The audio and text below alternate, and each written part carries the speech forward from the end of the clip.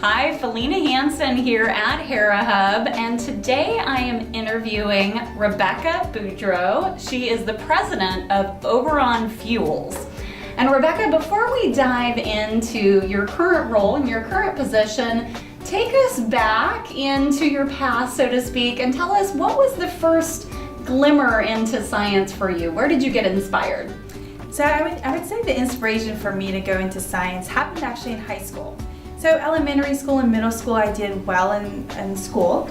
I liked reading and English and math and science, but it was in high school that I had a professor, Colonel Rising. He was a retired lieutenant colonel in the Air Force, and he taught chemistry, physics, biology, as well as our advanced math courses. And he really inspired me. He made science come to life and helped us understand these very complicated topics through doing lab and experiments.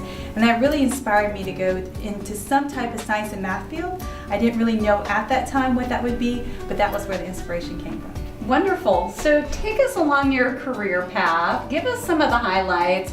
What are some of the interesting things you've done? So in college and then in my graduate work, I studied Polymer Science and Engineering.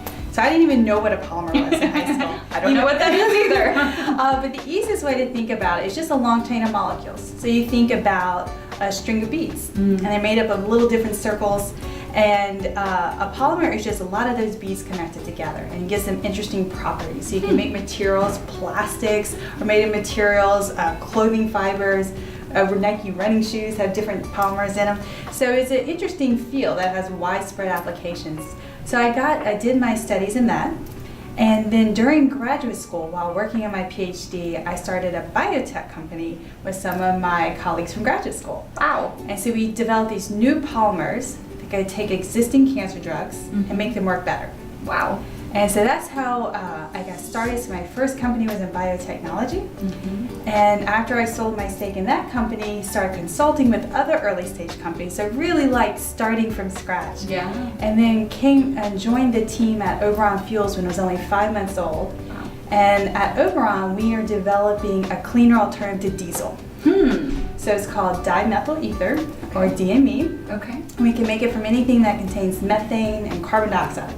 So that could be natural gas, it could be food waste, it could be landfill gas, animal waste, a whole variety of things to make methane. And so we take that and we're focusing initially on heavy duty trucking. Wow. So far cry from Yeah, I know. So How did I get here? So focusing on the really big, it's the semis that you see on the road, and they don't have very many alternatives today for cleaner burning fuels. But this fuel, DME, actually burns clean. Wow. And there's no smoke black smoke that comes out of the truck. Doesn't happen because it combusts very cleanly. Oh my goodness, you are really changing the world. That is amazing. I mean, that is such a big part of what's happening and the focus. Incredible. Is the product to market? Are you? Yeah, so we're getting close. Okay. So we have a pilot plant running here in Southern California. And we announced in June our partnership with Volvo Trucks. Nice. And they will be commercializing heavy-duty trucks, these big semis that run on this fuel, starting in 2015, Wow. as well as Mack trucks. So it's been very exciting. So it's just around the corner. Amazing. That's awesome.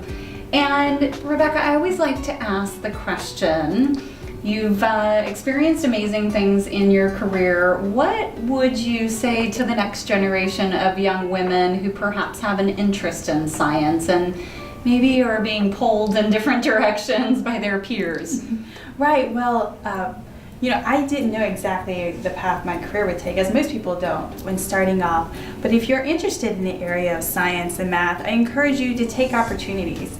If you can get an internship or shadow your friend's parent who maybe works at an interesting job, do that. And just when those opportunities arise, even though you don't know, well, maybe I'm really not interested in that field, or I'm not sure I could do this, or I don't want to do this, just take the opportunity, because you never know where it's going to lead you.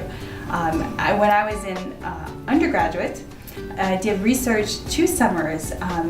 These programs the National Science Foundation sponsors, they pay you to go somewhere pretty cool, live for the summer, and do research. And I didn't know where that would take me, but I ended up going to Princeton one summer and MIT. And it was those opportunities that encouraged me to pursue my Ph.D. I didn't know where that was going to take me, but then during my graduate studies, started taking business classes and seeing the interface of business and science, which really inspired me as well.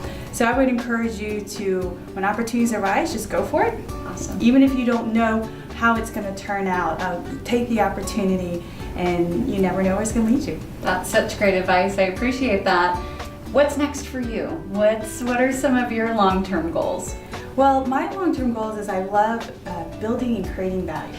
And so this is the first time I've been in the energy space, the clean technology space, and I really love it.